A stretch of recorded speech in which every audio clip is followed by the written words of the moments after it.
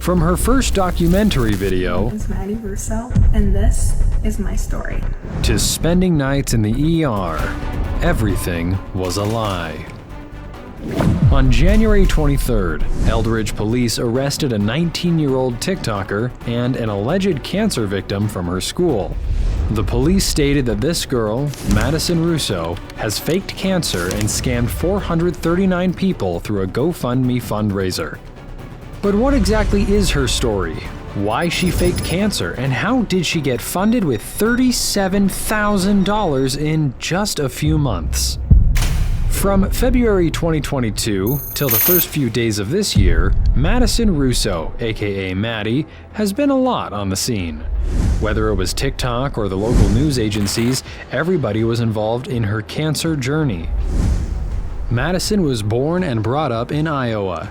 At the age of 17, Maddie started her TikTok account and got quite famous in her town. However, in February 2022, she posted this video on her LinkedIn account. And on February 10th of 2022, quite possibly the worst day of my life occurred. I got the call from my oncologist, and they found a mass on my pancreas, and I had stage 2 pancreatic cancer at just 19 years old. Scared is an understatement. I was terrified, and I definitely still am.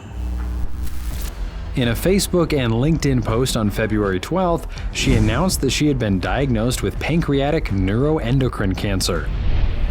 After meeting with my oncologist, I am currently in the process of freezing my eggs for future fertility use before the chemo starts, and I'll be starting chemo in pill form and radiation Monday to be on my way to being cancer-free. I would be lying if I didn't say I wasn't scared. In fact, I'm terrified. Every time you hear the word cancer, it's gut-wrenching. Although I don't know what the future holds, I have to have faith, be patient, and have trust. I know God is giving me this trial for a reason, and He has prepared for me. Now that the battle starts, I'm ready to tackle this beast, attack, and show that cancer messed with the wrong person. Hashtag pancreatic neuroendocrine cancer, fuck cancer, Team Maddie.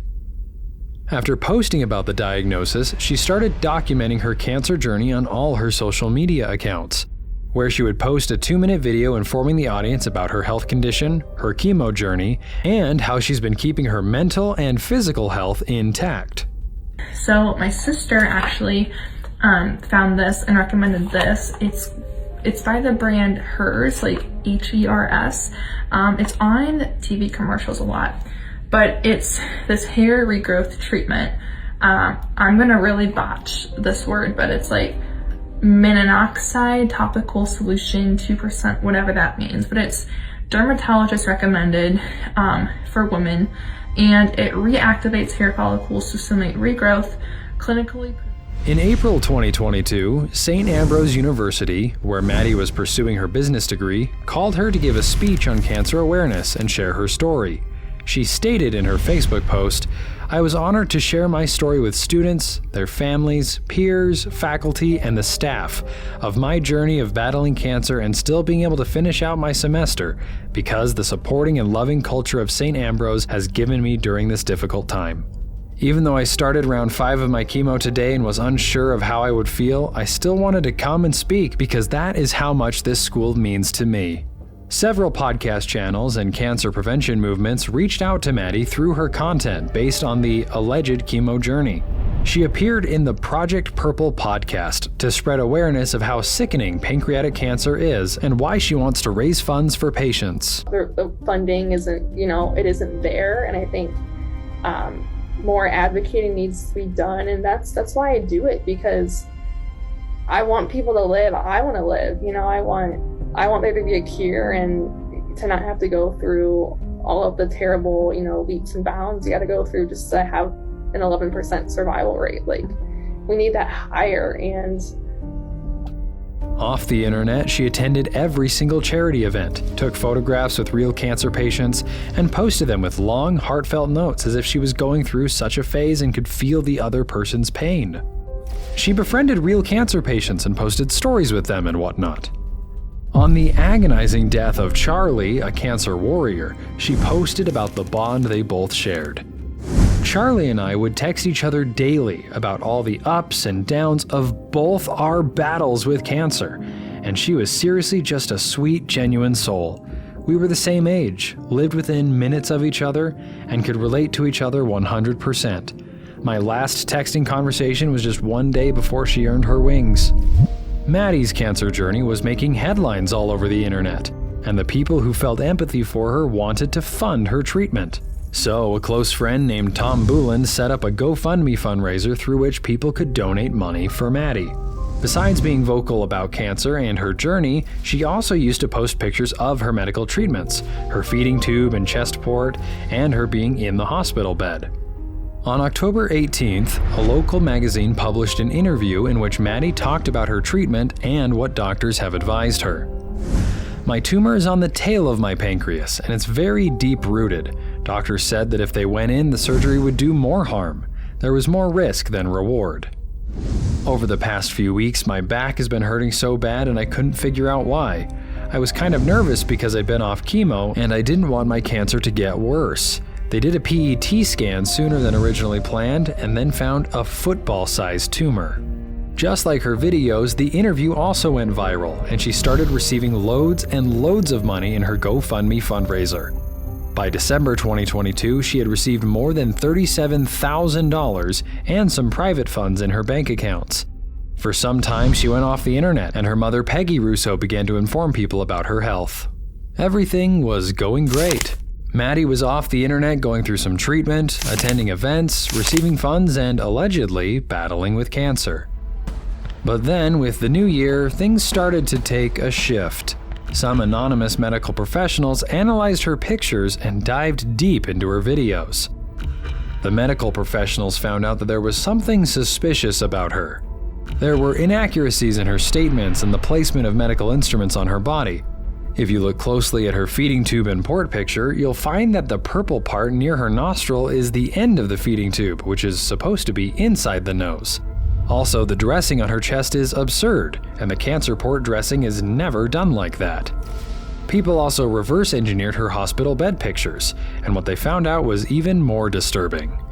Upon reverse engineering this picture, they got to know that the picture was stolen from an Instagram account that belonged to a real cancer patient named Jessica Sanders. All the pictures that she posted were either taken in her living room or stolen from the internet. Upon this, those anonymous medical professionals reported to the police, and on January 23rd, police visited St. Ambrose University while Maddie was attending her class.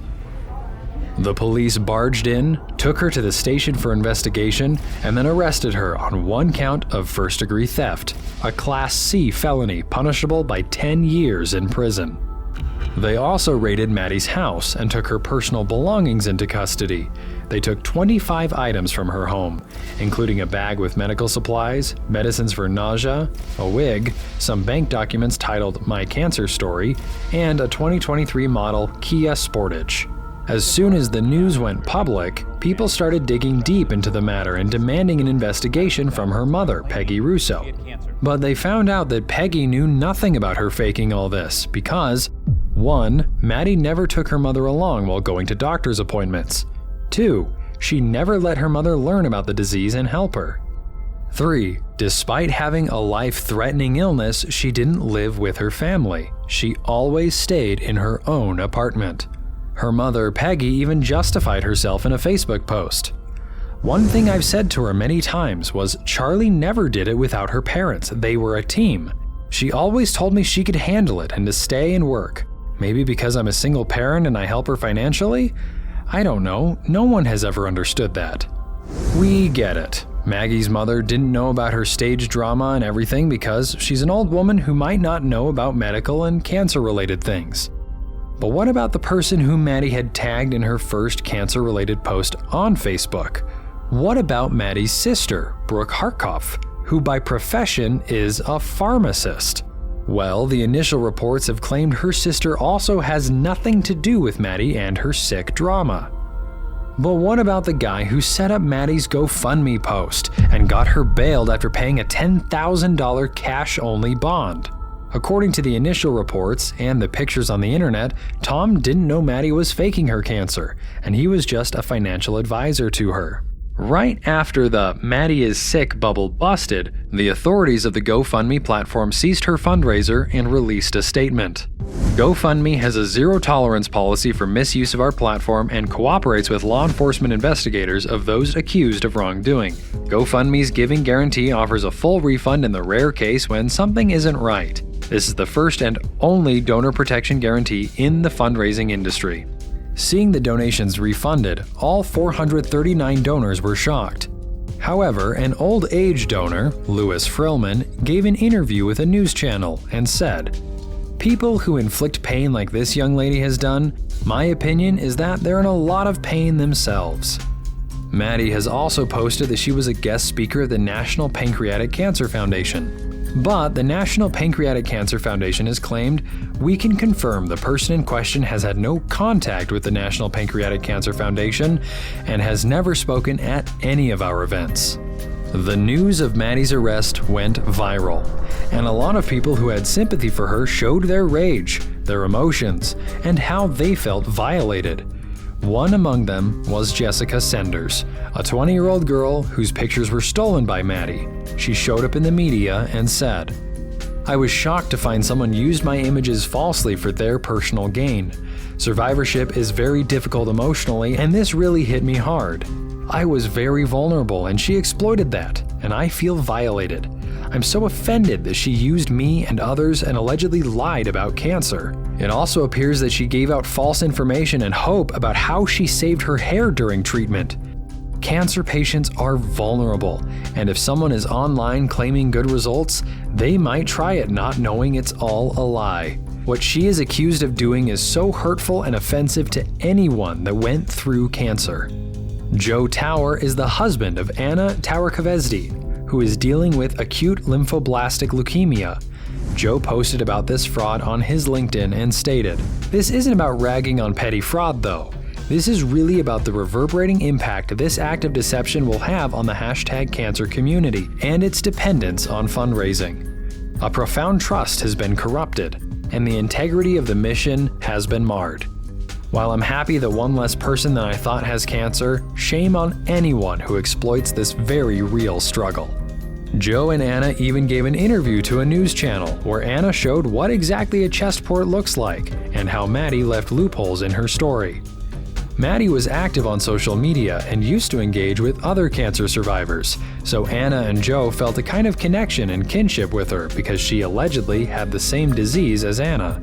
But when Joe was asked about his remarks about the scam she committed, he said the following, we haven't seen fraud in the cancer community to this level, at all." Several TikTok creators covered Maddie's story and tried their best to beware people of her scam and the whole story. Despite all the proof and hatred she's receiving from across the world, she has pleaded not guilty. Getting thousands of dollars in donations by falsely claiming she had cancer is pleading not guilty to those charges.